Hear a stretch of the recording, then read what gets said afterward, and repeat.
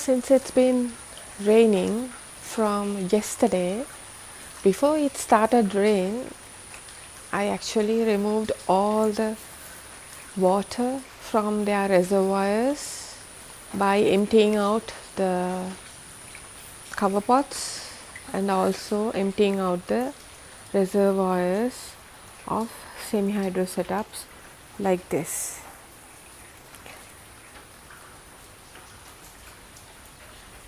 When it rains, it pours here, and you can see how alive my plants look now. It's all because of the rain. The rain has heavy amounts of oxygen in them, which enables the soil or the media of your plant to get rid of any waterlogging as well as excess mineral, because that oxygen runs through the media with the rain. This is very beneficial since we are growing in pots in artificial conditions. So you must once in a while put all your specimens onto rainfall. You can leave this overnight or a day, but what you must remember is that you have to empty all the masts, outer masts and reservoirs, and leave them for new water collection and flush through and soak through, so they will have a better time growing very well and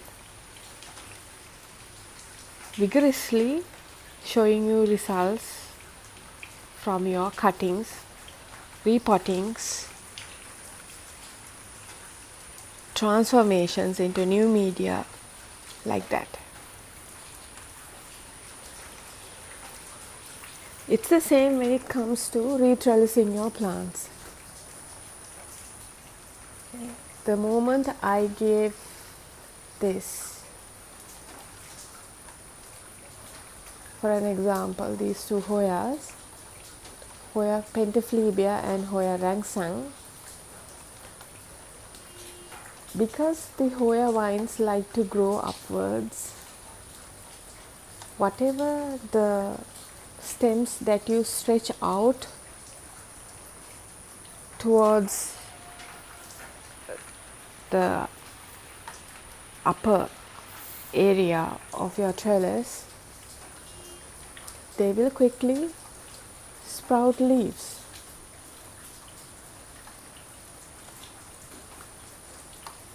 Can you see how beautiful these leaves of the pentaphlebia also? So this is quite awesome.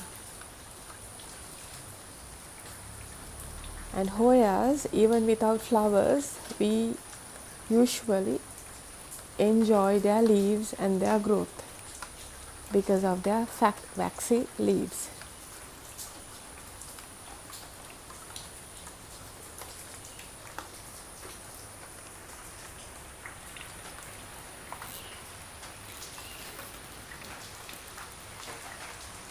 But guys, again, too much of water is also not good.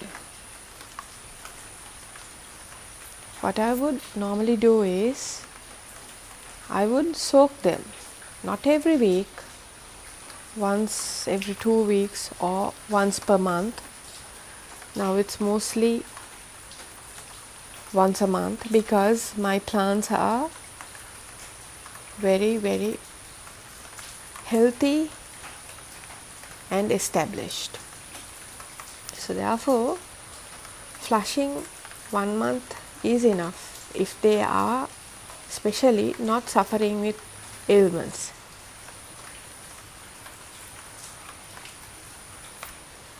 But even though an overnight soak or a full day soak is okay through rain, the plants should not receive continuous rain because it can deplete the soil of all the energy.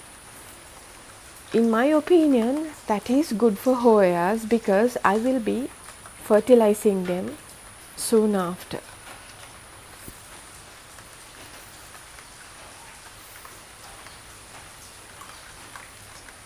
Okay.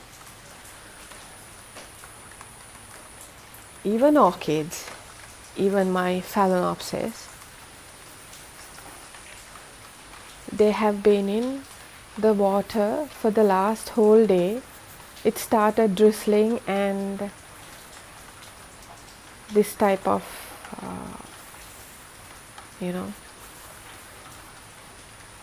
not so heavy rain, but then it poured last night and you can see the trays beneath them are filled up again.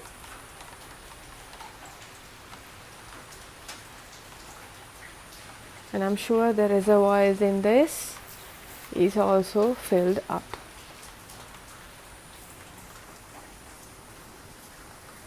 In a situation like this, what I normally do is I would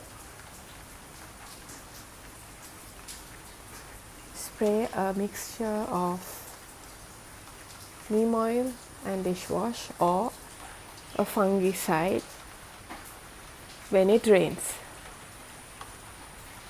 Because in Sri Lanka, the belief is when it's very dry, you should spray a pesticide, and when it's raining like this, and if your shade netting or the grow space gets direct rain like this, there should be a fungicide sprayed on them.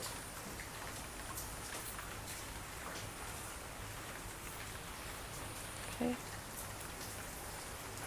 So that will eliminate any possibility of funguses or bacteria evading your Hoya.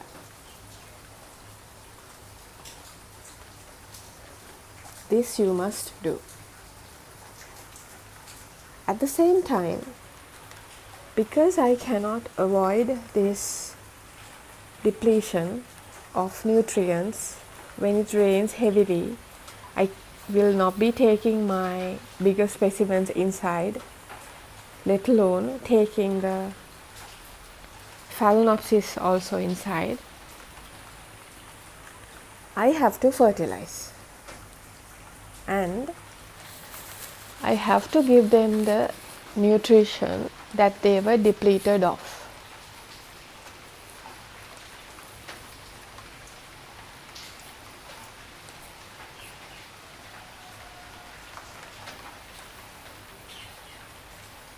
So too much rain is not good either, but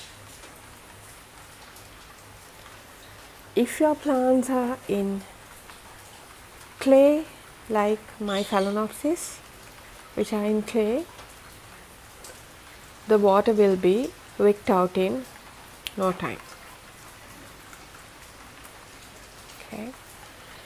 And if your Hoyas are in chunky media like mine, all what I have them are in chunky medium grade or large grade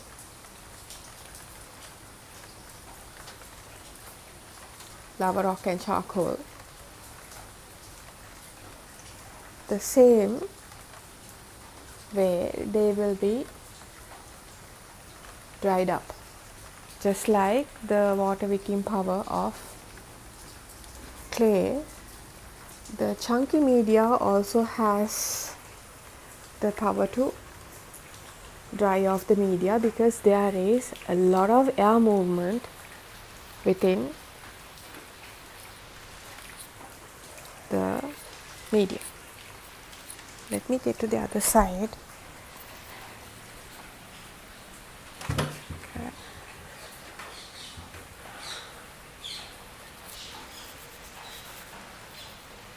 I recently changed all the positioning of my Hoyas because Pentaphlebia, I am trying to trigger it to bloom naturally. Right. This is my Hoya Rangsang. It has reached all the way up. I do not know what to do next. And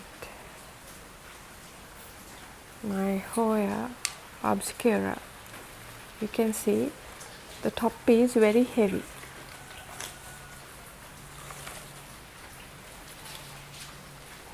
And these leaves are so beautiful and large because of the organic fertilizer I use.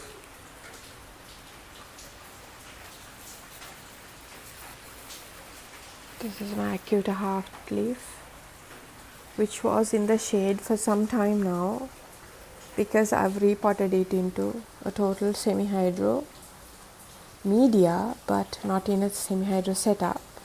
It's in a chunky media. I should not actually say semi-hydro media. It's in chunky media, and I cleaned out all the roots. Now there are no dehydration signs because one of these vines had a heavy dehydration sign.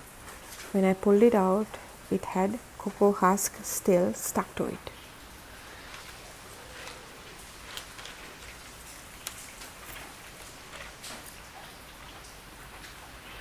So all around it's doing fine now. This is my Hoya densifolia. Again, I have run out of the trellis with these new branches. That was within months, not even months. It'll be closer to 2 months, I think. Yeah.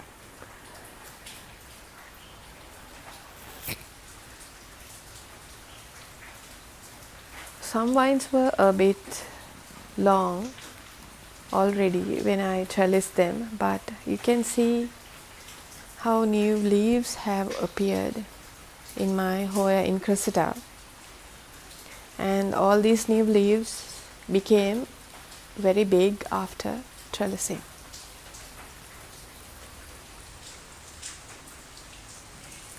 I still have to get to that and wrap it around the pole so that would look much more neater. This is my Hoya Natalie. It's turned towards the other side because, as I've told you, I turn my plants from time to time.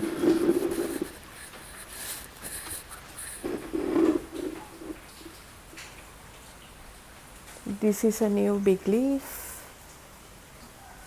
This is a new leaf too.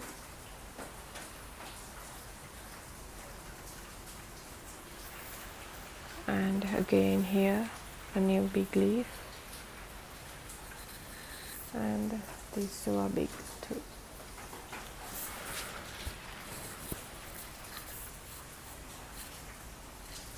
This is my Quinquenervia, also doing fine. These are all new vines.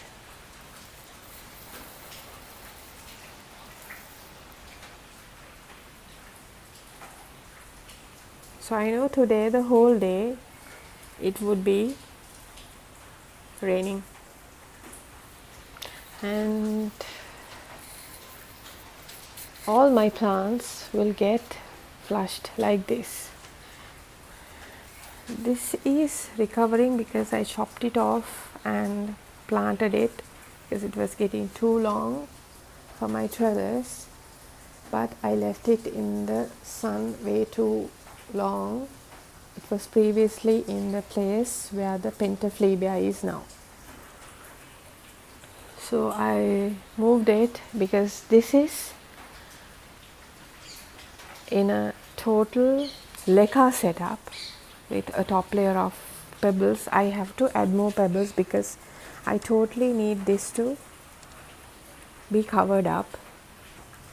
I am collecting pebbles from here and there wherever that is not needed, because I'm not having any time to go pick up more pebbles. This is my Hoya CV Jennifer, cultivar Jennifer. I slanted this trellis a bit towards the back so these leaves will get the chance to receive direct sunlight. Okay, that also made it more secure in the pot because this was not very stable earlier. Yes, the trellis is so big and heavy than the plastic pot it is in.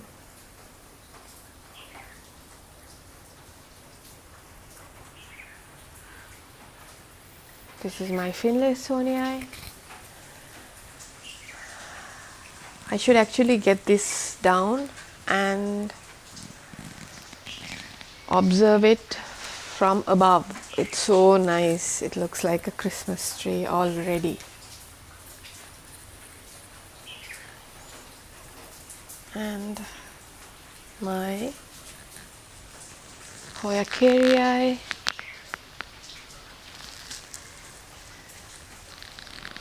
With that air layering still intact. I've still gotten around to removing this piece of moss.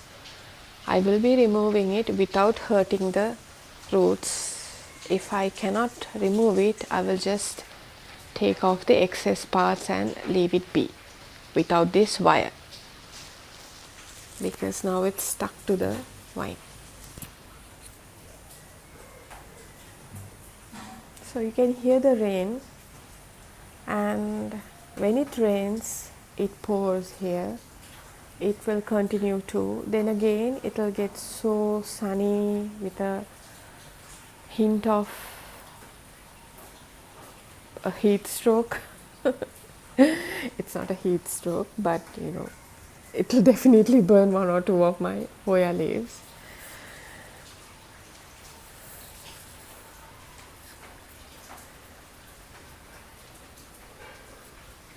So the benefits of rain are, it will flush your plant, it will rejuvenate your roots, it will enable access of your next spray of your fertilizer better, and it will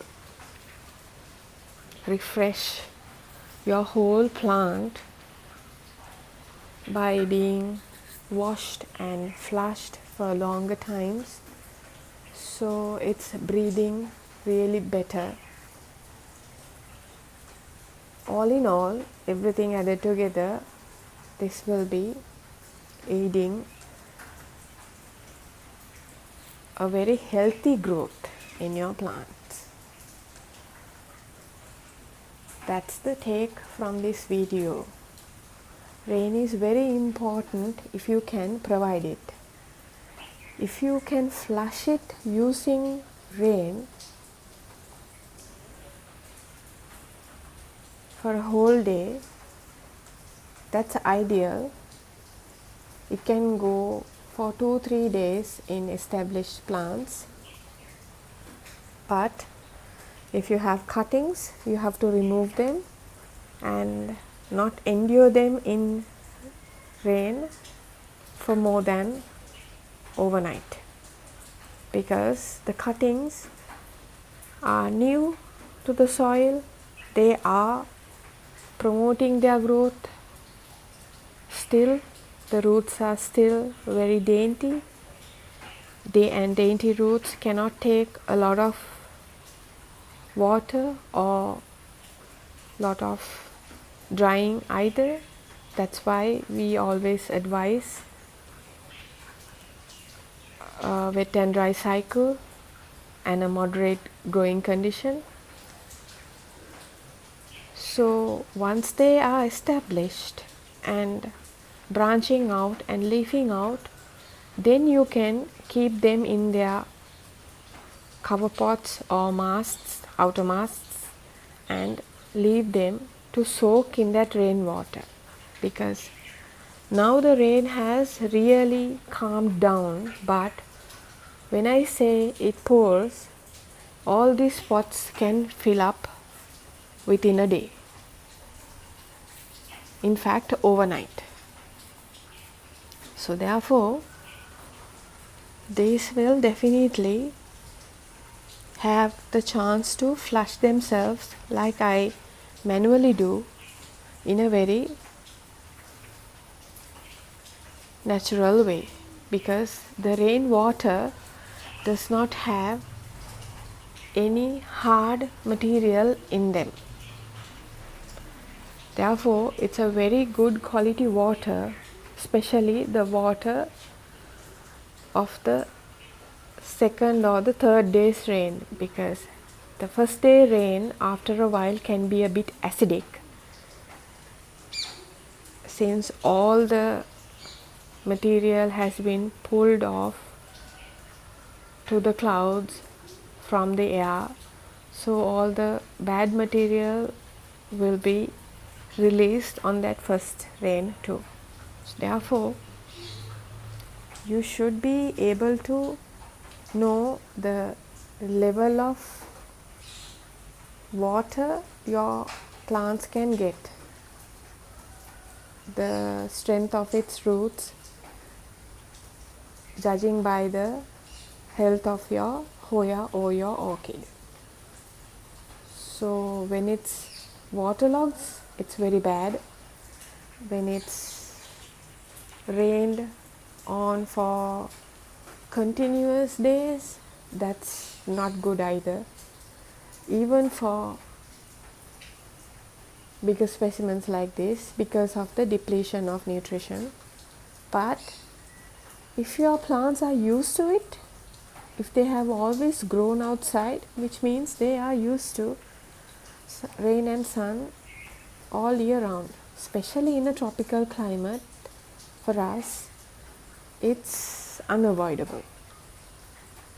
And in a growing setup like this, so therefore I just leave it alone. I do not try to fix what's not broken.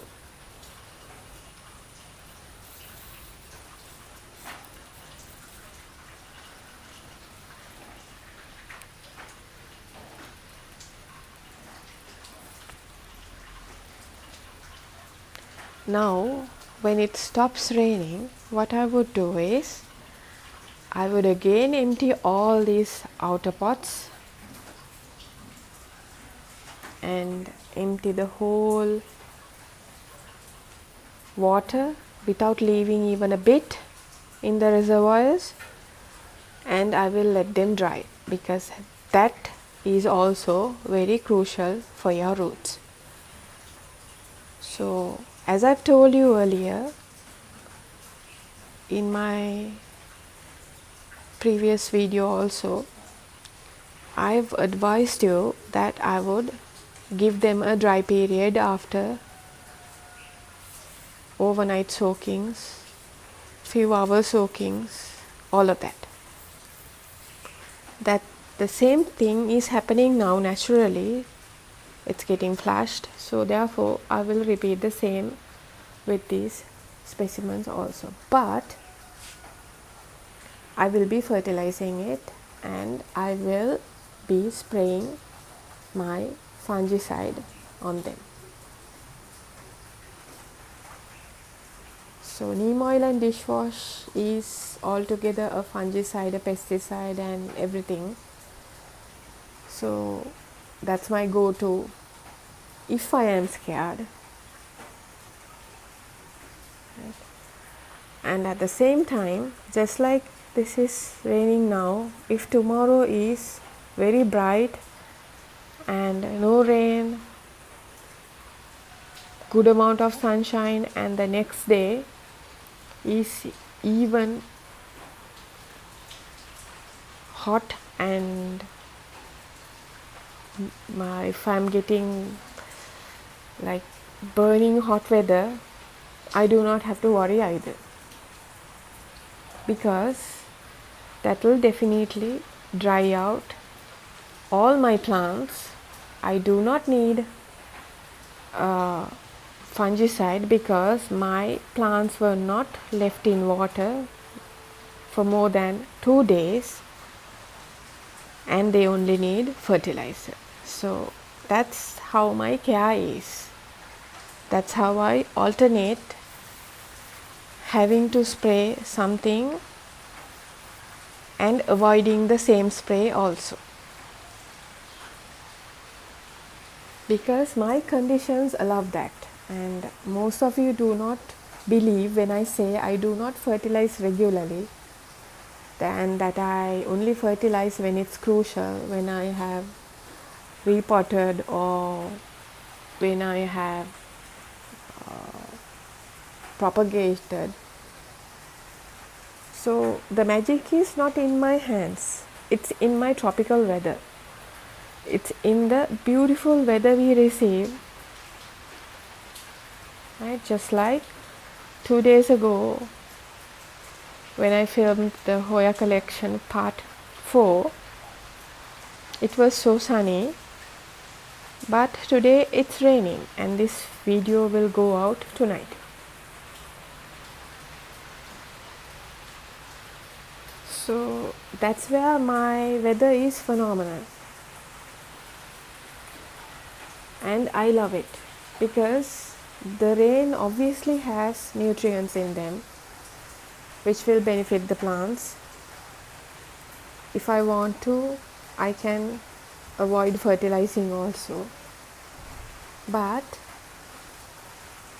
I will be fertilizing because I haven't fertilized for some time. So thinking in a very clear way, right, I am alternating my fertilizing regime, and I am using organic fertilizer too. So therefore my fertilizer might be better than anything you buy from a store, right? And I haven't had the chance to spray Mega Thrive on them for months on. I only used it to soak Phalaenopsis recently for an upcoming video of a Phalaenopsis experiment I'm doing. Other than that, I have not been able to use Mega Thrive on my plants. But my plants are healthy because of Mega Thrive also. So at initial stages, I have sprayed all my plants with Mega Thrive, especially when I converted them into semi-hydromedia or a new setup, even cocoa husk. But that's when plants come to me in a very bad condition. Okay, plants have come to me from sellers in very deplorable conditions. So I have soaked them immediately in Mega Thrive to avoid the loss of my money. Otherwise, I wouldn't have been able to save them. My conditions and my methods are different from yours, definitely. No two conditions are the same.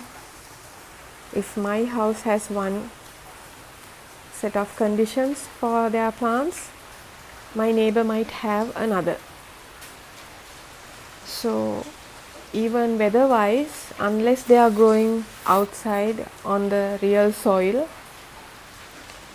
you cannot say that I can do the same thing that she is doing. So therefore, I urge you to do your due diligence before changing anything as per how I have done. find your suitable method and start it safely, whatever the method you want to do it.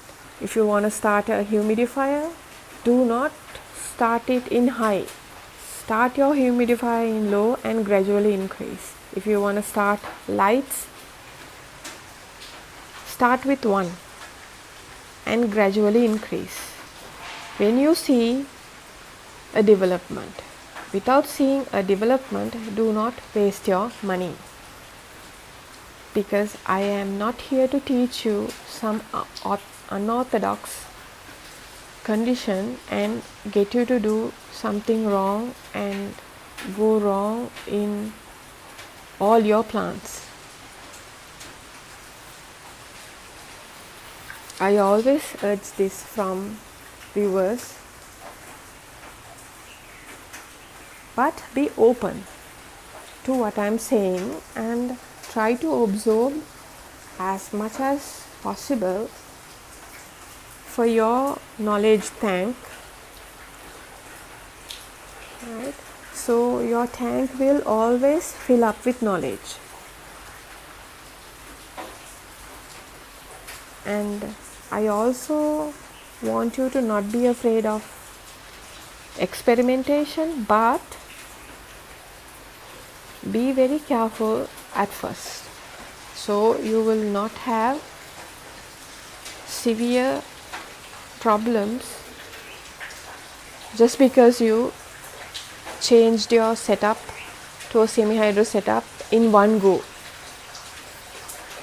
So your whole plants are converted into a semi-hydro setup and they did not make it because you converted them at once. There is a lot to learn about a semi-hydro setup before you start it.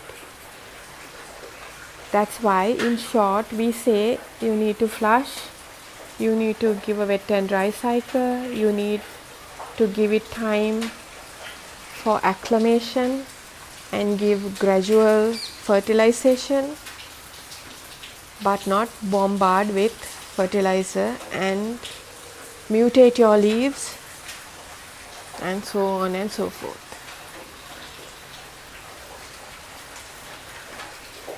So guys, try to flush your leaves and your plants, your branches, roots, everything using rain if possible. Overnight is more than enough. Remove them from your cover pots and give them a thorough soak in water, or keep them in cover pots and let them soak in water